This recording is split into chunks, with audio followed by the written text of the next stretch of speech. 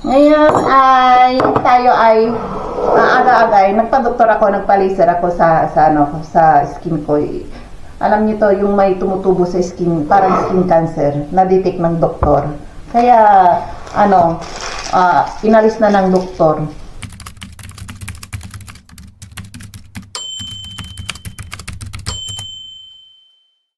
Luluto ko na yung paborito kong ulam na gulay. Sana may tuyo, no? Yan ang ginaasam-asam ko na tuyo tayo. Ayan, ininit ko lang to kahapon to eh. Nilagyan ko ng ano ba yan? Basta parang halong-halong gulay. Eh wala namang mga exotic gulay dito eh. Kung anong nandyan, yan ang ulamin. Kung na tayong maghanap ng mga yung okra, ay kung ano-ano pa, sitaw, batani, wala yan dito. Kung ano nandyan. Tapos sa groceryhan, yung mga gulay lang dyan sa groceryhan, mga lang pang salad na dahon-dahon. Masarap. Nilagyan ko lang ng magic sarap. Masarap na. Nako. Gusto ko sa ganito mga gulay, yung kapag medyo lamog, yung lutong-luto. Ayaw ko yung para sa ginagawa kong sili. Sa celery lang yun. Half-cook lang. Pero kapag sa mga gulay-gulay na yan, sitaw, batani, gusto ko mga lamog. Ayan. Dito ako kumakain parati maliit na bowl. Kasi parang Chinese style. Nasanay kasi ako yung sa Taiwan. Bowl ang kinakainan namin. Kaya hanggang ngayon, nadala ko na rin yung bowl na yan. Ganun mga anak ko eh. Kapag napupunta na kayo sa Taiwan siguro, yan, kainan ng mga Chinese, bowl lang yung mga ganito. Nilalagay nila yung kanin, lahat. Ayan, kakain na tayo. Madilim na naman. Pangit kumuha ng video sa labas habang naglalakad ka kapag madilim. Nagiging blue ka or orange. Kaya tanghaling tapat lang ngayon ha. Pero ngayon walang araw, makulimlim. Napakadilim. Kuha lang ako ng kanin. Ayan, kuha tayo ng kanin. Kung walking camera yan ha. Kuha tayo ng kanin. Para kanin. Pag hindi ako nakakain ng kanin sa isang araw, nanginginig ako. Parang cooking kapag hindi ka nakahit-hit ng isang araw, nanginginig ka. Hinahanap-hanap mo. Pero talaga sa ating mga Asian, kahit na mga Korean at saka Taiwanese, rice is life sa kanila. At saka pangalawa yung noodles is life sa kanila, mga Chinese. Ayan. Kung dito sa European, patatas is life sa kanila. Sa atin, mga Pilipino, rice is life. Sa mga Chinese, noodles is life. Ayun. Iba-iba talaga ugali ng mga culture ng mga tao. Ayan, kain muna ako. Mamaya na tayo magkwentuhan. Pag nasa labas, papakita ko ulit sa labas, magtatambay tayo. Wala naman akong ginagawa rito eh. Ayan, lalabas ako. Tara! Hello guys, nandito tayo sa palabas ng bahay namin. At medyo makulimlim ngayon, nagiging blue ulit tayo. Magiging blue ulit tayo or orange. Kasi medyo madilim, makulimlim. At sabi na sa ako today, ay siguro magkakaroon ng snow at uulan daw. Hindi alam ngayong hapon or mamayang gabi. Ayan, ay nako.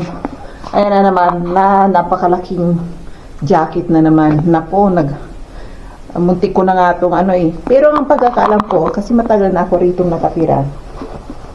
Tuwing March, hindi automatic summer yan or spring.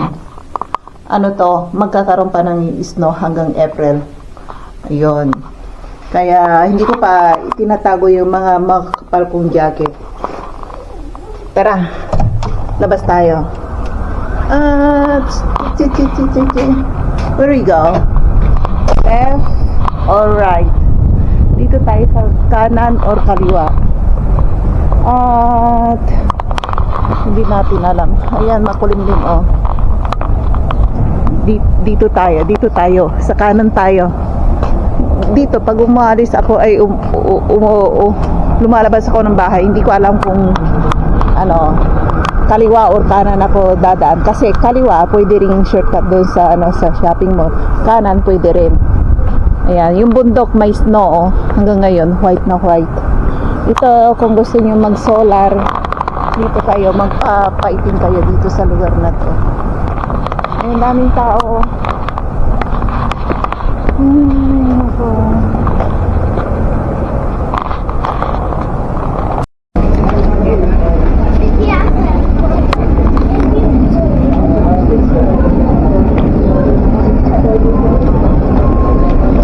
Ayan, tingnan niyo yung mga tao dyan.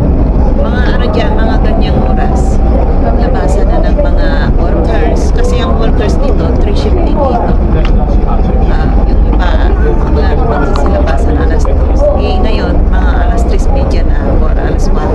Ayun na, mag-alas 3 pa na. Malaking clock. Kaya maraming tao dyan. Dito, ang area na to, or sa city na to, ito ang main city nila sa Czech Republic na maliit na city, town city nila. Ayun yung pulis yan, parati dyan nakatapay yan dyan. Minsan, isa pulis dyan. Yung ibang pulis naman doon sa kabila. Parati sila nagpapatrol dito para maiwasan pa yung mga terorista. Alam nyo na, yung mga nakainom. Ayan, dyan. O, tingnan yung train. Kung halimbawa pupunta kayo sa kabilang city, meeting area, doon ang bahay dito kayo bababa. Tapos hanapin nyo anong kaso, truck or truck ang sasakyan ninyo. Nandito lahat, taxi, bus, dito ang connecting area, lahat. Yan.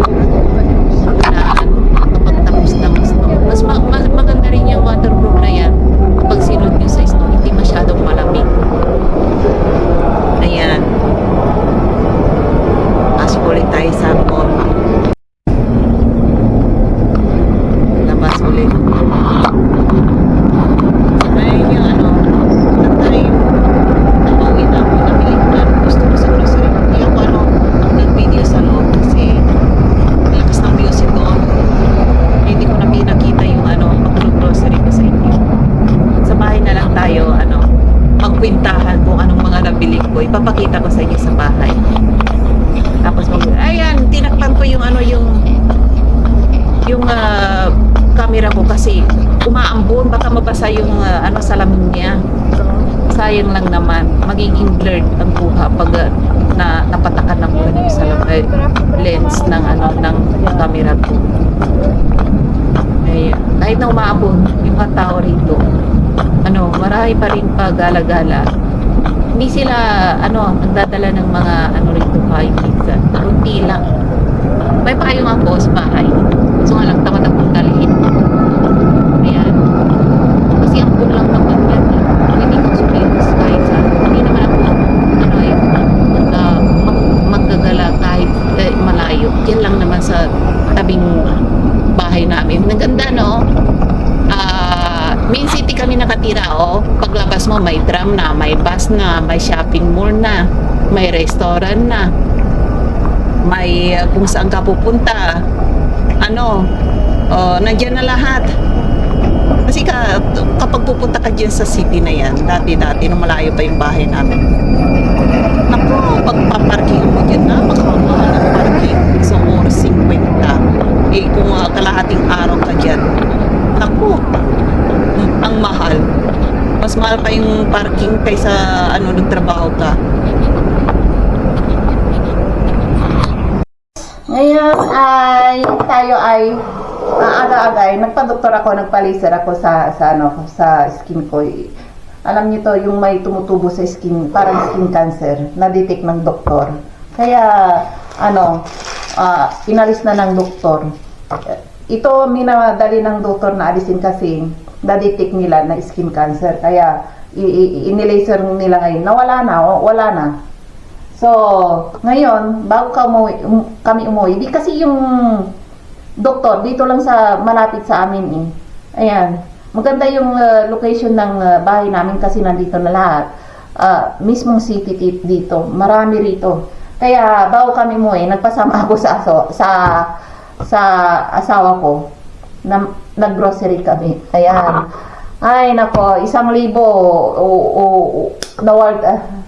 waldas ng asawa ko ngayon. Alam niyo ba kung magkano ang laser dito sa bansa nila? Nagbayad kami sa malit lang to, 1,000. Ano pa yun, public doctor, sa government doctor yun. 1,000 lang ang sinino sa amin, 1,030. Pero nagtanong kami doon sa mga private dermatology, yung talagang hindi sila tumatanggap ng mga insurance. Napakamahal, Diyos ko po. Tumawag ako kung magkano para alisin to. Sabi sa amin is 15,000 to 10,000. Naku, napakamahal. Kaya nasyak ang asawa ko pero doon, at saka maghihintay ka pa ng appointment doon. Sabi nila puno pa. Kinumpara ng asawa ko.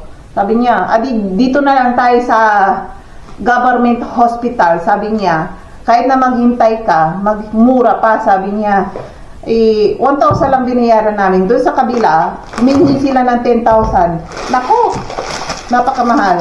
Ito pala yung nag-grocery kami, Bumili ako ng orange juice kasi wala na, ubos na. Madaling maubos. Tsaka bumili ang asawa ko ng oats. Tsaka bumili ako ng lemon. Masarap to. Kapag juice to, concentrate na juice to, tapos lagyan mo ng konting lemon. Masarap, maasim-asim. Tapos bumili ka namin ng mansanas. 1 kilo, tag na 90 lang. Mura. Tsaka mangga, bumili ako ng para sa akin. Paborito ko ang mangga Alam mo naman mga Asian, mangga is like paborito natin mga Pinoy. Kasi sa atin kung saan tumutubo ang mangga. Dito walang mangga. Hindi tumutubo itong mga exotic fruit dito. Yan. Tsaka bumili ako ng celery. Paborito kong gulay to. Hapkok lang. Tsaka paborito ko rin mani. Ubos ko na yung isa nag-ulcer din. Kaya bumili ulit ako. Yung iba kapag kumakain ng mani, tinatagyawat. Ako hindi ako tinatagyawat. Gusto ng skin ko pa, nag-glow pa Katulad ng anak ko, nung kumain nito, tinubuan ng sandamakmak na pimples. Ayun, nasirang mukha niya, pinaliser ko. yung panganay na anak ko. Kasi, hindi ko rin alam noon. Akala ko katulad siya sa akin na nung nagdadalaga yung anak ko na panganay, paborito rin niyang kainin. Binibili ko yan sa Taiwan ng yung peanut butter na galing Pilipinas. Pupunta kami sa Pinoy store sa Taiwan. Bumibili ako. Tapos, minsan pinapapakta niya sa bahay, mga mani. Nagdadalaga yon. Biglang tinubuan ng sandamakmak na pimples. Naku, talagang parang ang cute-cute niya nung bata siya, parang manika. Nung nagdalaga, nung wala pang pimples, cute pa siya. Pero nung tinubuan siya ng malalaking tagyawat, akala mo kung isa sa mukha. Naku, nung ang lalaki, naku, pumangit ang mukha niya. Tapos nung humilom, ang problema, nagkaroon ng mga yung scars, ang lalaki ng scars, maitim pa. Tapos parang bako-bako pa yung mukha niya, ang dami scars, ngayon, kumisan umiiyak siya sa akin. Sabi niya, yung halos ayaw niyang lumabas sa bahay kasi nahiya raw siya. Ganyan na kaya sabi ko, sabi niya gano'n sa akin, di pinalaser ko. Hindi nakukuha sa laser pala yan. Nagpa-appoint ako sa doktor sa Taiwan, sa laser na yan. Hindi nakukuha yung mga yung talagang malalaking scars. Halos 1 taon siya nagpa-laser. Binayaran ko. Wala pa rin. Tumutubo pa rin yung mga yung mga tagyawat niya. Tumutubo pa rin. Kahit na anong laser ng doktor. Katapos yung mga scars niya na sa talagang lubog na yung iba rito. Hanggang dito. Sabi ko, naawa ako sa anak ko. Sabi kong gano'n sa kanya. Kasi sabi niya talagang pangit. Kahit na nakikita ko mismo sa harapan ko. Talagang yung tagyawat niya, grabe ang mukha niya, parang talagang hindi mo talagang parang nabubutas na yung mukha niya sa tubo ng tagyawat dahil sa mani na yan. Sa mani-mani na to. Araw-araw kumakain siya ng mani. Tapos nung nung mga bata-bata pa siya, okay lang, mga 12 or 13 or 14 years old. Parang sanay na siya sa mga tagyawat. Wala pang nung naghilom, mga 16 or 17 years old, 18 years old, ayun na, kuminsan umiiyak siya. Sabi niya, kasi nakikita niya yung pumapangit yung mukha. Ang pangit ng mukha ko. Ang pangit talaga ng mukha niya dahil sa pimples. Nagkaroon siya. Kaya sabi ko, magtanong ka sa doktor sa Taiwan, sabi kong ganon, kung maalis ba nila yung yung bako-bako sa mukha mo, yung scars. Kasi yung scars, maganda sana kung puti. Yung scars pa niya, itim. Yung itim, halos itim dito hanggang dito, itim talaga, itim. Hanggang dito, itim. Sabi ko, naawa rin ako kasi talagang pangit ng mukha niya. Sabi ko, magtanong ka sa doktor. Tanungin mo lahat sila sa doktor kung kung maalis yung scars na yan. May isang doktor doon sa Taiwan, sa Thailand, naalis yung mga bitak-bitak, naalis yung mga itim-itim na lubog na mukha niya, yung mga talagang lubog na sa scars. Naalis nila yung pagka-scars niya, pero hindi 100% naalis. Kaso nga lang, parang lang ngayon, parang normal lang. Yung bang tinubuan, parang malit na lang yung scars niya. Parang normal, kagaya ko, parang normal kasi may mga scars din ako. Naging normal yung mukha niya. Kaso nga lang, nako, ang laki ng nagastos ko sa hindi sa laser yun, sa may tinurok sila, parang PRP na itinurok nila sa mukha niya. Kinuha yung dugo sa PRP ang ginawa sa kanya ay yung vampire blood, parang vampira, sabing gano'n, yung bang kinuha yung sariling dugo niya, tapos hinaluan yata ng, ano ba yun, yung gamot, tapos itinurok sa mga butas-butas na mukha niya. Kaso nga lang, napakamahal sa Taiwan. Naku, noong unang panahon, isang turukan lang yun isang session lang yun ang kinuha sa akin, 30,000. 30,000, sabi nila, kailangan 5 beses. Sabi ko, pinikit ko talagang mata ko. Kung sabi ko sa doktor, kung maalis nila yung piglat sa mukha mo, na makipag-usap ka, sabi ng doktor sa kanya, 3 beses lang okay na. Naglustay talaga ako ng pera dahil doon 30 mil. Tapos, di syempre may ano pa, yung bang ipinapahid sa mukha. Tapos, may mga pampahid pa, binili ko pa siya. Talagang importante yung tinurukan siya talaga ng yung PRP. Nako, sabi niya masakit. Tapos nung nanghilom, nakita ko, nanghilom yata mga 1 or 2 years yung mukha niya. Nakita ko ang parang naging flat yung mukha niya rito. Naging flat yung mukha niya, naging normal. Nako, kaya wag yung kapag yung mga alaga, kasi nung bata pa siya, busy ako sa kakatrabaho. Wala akong panahon sa anak ko, sa kanya. Nakikita ko, tinutubuan siya ng tagyawat nung nagdadalaga siya.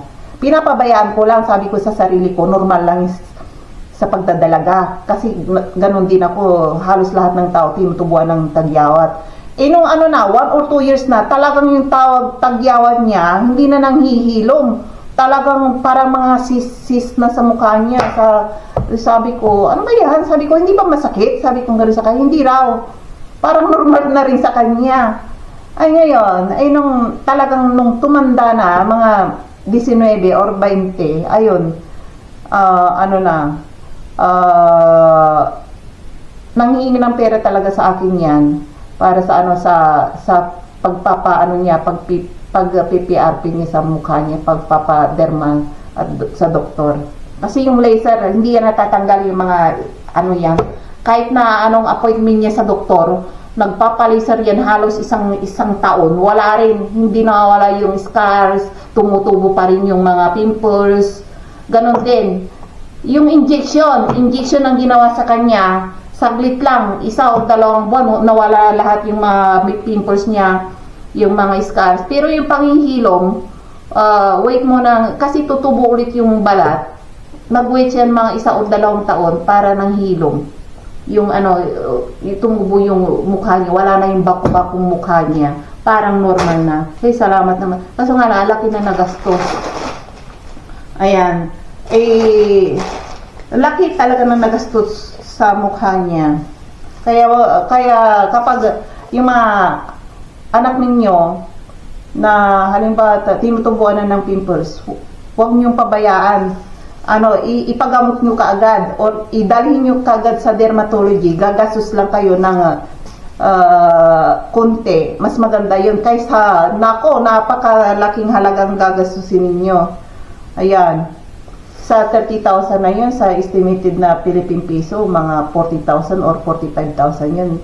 Malaki pa, mga ganyang halaga. 1 session lang yun, Ay nako, saka sa mga laser na yan, hindi mo murahin pala yung laser din sa Taiwan. Isang laser lang, aabot ng 5,000. Hindi ko alam, nung mga 5 years ago o 10 years ago pa yun, Hindi ko alam ngayon kung magkano na. Kasi isang session, kinukuha nila sa akin 10,000. Tapos sabi nila, bumili ka ng pampahid sa mukha. Sabi nila, 1,000 plus. Kung ano-ano pa pinabibili. Wala yung laser na yan. Ay nako, sabi nyo PRP. Tapos, ayun, nag-grocery ako. Napahaba yung kwentuhan natin. Ayan. Birel. Titikman ko yung lemon and mango flavor. Tsaka bumili yung oats ang asawa ko para raw sa kanya. Bumili ako ulit ng peanut butter. Paborito kang bani. Ayan. Ngayon, sa Taiwan, hindi ako bumibili ng peanut butter para ipasalubusan ako. Dati ganun ang ginagawa ko. Bumibili ako sa Philippine store para ipasalubong ko sa mga anak ko. Katapos kakainin namin sa toast bread. Ayan, hindi na. Kinabahan na ako dyan sa peanut butter para ibigay sa anak ko. nako, tutubo ulit yung pimples niya. Another na naman problema. Ayan. Ayan, at saka bumili ako ng napakalaking tinapay. Sawa na asa ko sa kabibig ko. Ayan, bumili kami. Ayan, mura lang mga tinapay dito. Tsaka bumili ako ng malaking 5 kilo to. Alam niyo kung magkano? Murang-mura, on sale. Ayan. Dito ko ilagay muna. Tapos, bumili rin ako ng itlog. Ayan. Kasama ko kasi ang asawa ko, kaya maramihan akong buhili. Kaya ayaw niya akong ayaw niya sumama sa grocery sa akin. Kung nag-grocery ako, binibigyan niya ako ng pera para ako na lang mag-isa. Kasi talaga, marami akong bibilhin. Ito. Oh. Murang itlog ngayon. Tapos, cheese. Mura ang cheese ngayon. Ito, 11 lang, 15 lang ang ito, ilang piraso, ilang slice. Ito mga tingin. Tsaka, Parmesan cheese, bumili ako mura, Dati 80, half price, 50% discount daw sa bumili ako. Maganda to sa carbonara. Tsaka sa Rolex, mura to. Maganda to, palaman na yung peanut butter. Tapos, yung ribs, kalahating kilo, lang, 27 lang, napakamura. Tapos, tsaa, ayan. Ayan lang, yan lang binili ko. Ayan. Ayan, ang mga napamili ko, Ayan. Ayan. Magagahan muna ako. Saka na tayo magkwentuhan. Nagugutom na ako. Charb na. Kaya, tara. Magagahan muna tayo.